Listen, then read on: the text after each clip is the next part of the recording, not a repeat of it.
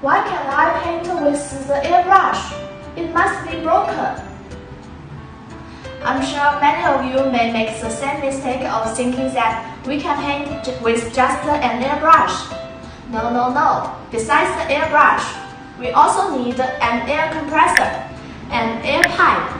Connect them and plug in the power source and press the switch.